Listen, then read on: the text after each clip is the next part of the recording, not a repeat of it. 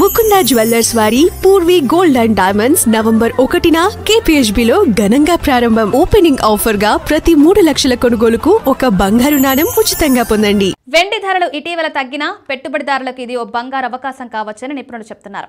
ప్రపంచ వాణిజ్య ఉద్రిక్తతలు తగ్గడంతో సురక్షిత స్వర్గధామాలపై డిమాండ్ కూడా తగ్గిపోయింది. కానీ వచ్చే ఏడాది వెండి పెట్టుబడిదారులకు 50% వరకు రాబడినివ్వగలదని విశ్లేషకులు అంచనా వేస్తున్నారు. గత 2 వారాల్లో వెండి ధర 18% తగ్గింది. దీనివల్ల స్టాక్ మార్కెట్ వెలుపల ఆదాయం కోసం చూస్తున్న పెట్టుబడిదారులు ఇప్పుడు వెండిపై దృష్టి సారిస్తున్నారు. రాబోయే కొన్ని నెలల్లో వెండి ధరలు ఔన్సుకు $50 నుండి $55 మధ్య స్థిరంగా ఉంటాయని, 2026 చివరి నాటికి అది $75 వరకు పెరగొచ్చని అంచనా.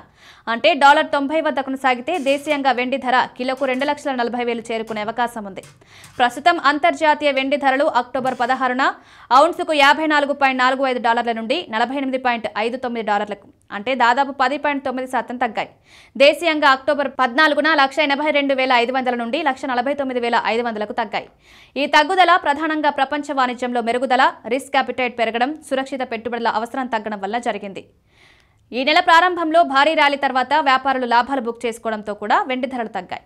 గతేడాది వెండి డాలర్ పరంగా 44%, రూపాయి పరంగా 55.72% రాబడినిచ్చిందని నిపుణులు గుర్తు చేస్తున్నారు.